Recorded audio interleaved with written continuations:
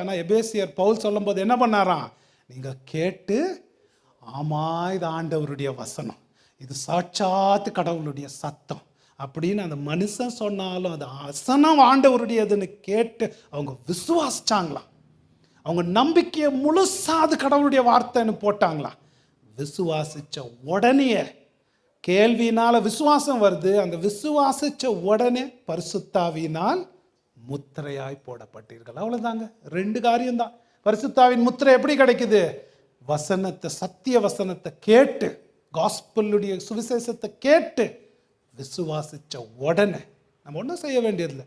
24 உபவாசம் இருக்க சொன்னால் நீங்கள் யாராவது இருப்பீங்களா? சுகர்லாம் இருக்கிறவங்க, அதெல்லாம் நான் உங்களுக்கு சொல்லலை. சிம்பிள், இது கிஃப்ட்.